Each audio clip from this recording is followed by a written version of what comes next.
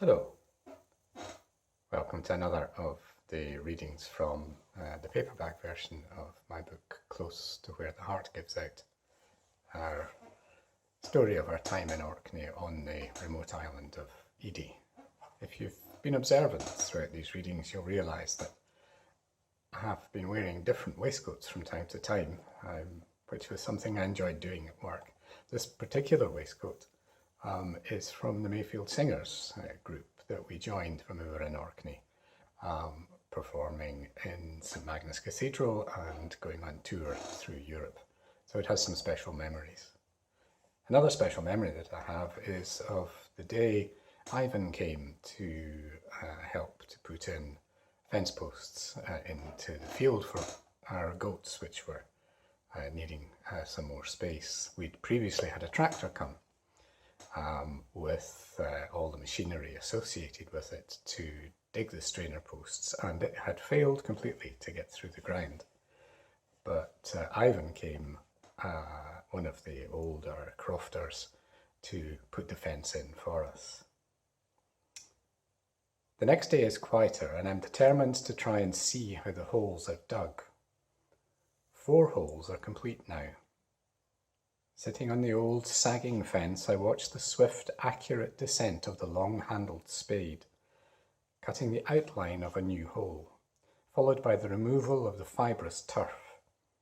There's no apparent muscular effort in the careful, deliberate strokes, only a synergy between the man and spade, persuading the earth to give way.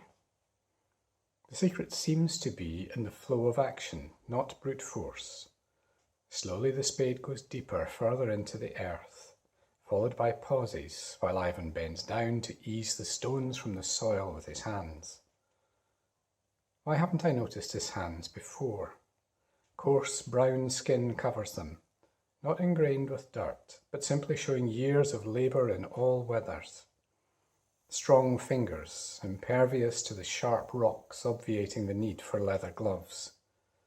Then, once the hole is deep enough, the change to the double spade. One hand on each spade handle as it's driven down into the earth.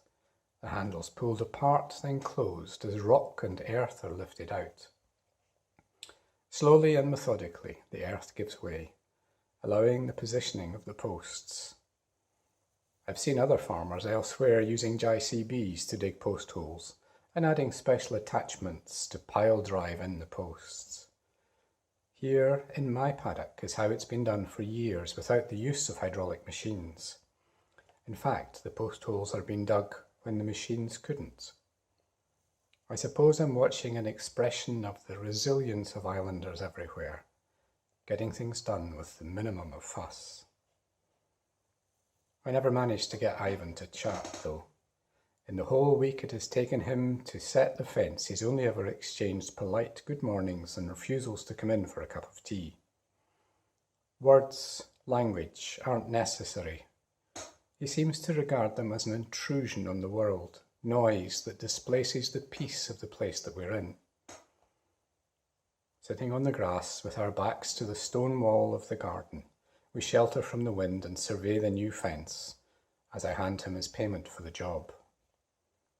Below us, Millloch lies quiet and undisturbed, with the exception of the cries of the loons as they meet up with their mates again, ready to establish their nests for this year. There are times when words are superfluous. Sometimes company is enough. And that was one of the other effects that Orkney had on us, was realising that we don't need to keep rushing and hustling and bustling. Sometimes you just sit still and watch the world as it goes by. And we watched the loons, the red-throated divers, come and go on Millloch as they raised their young and then left again for a new season, as Ivan had done all those years. Thank you for listening. We'll speak again soon. Take care.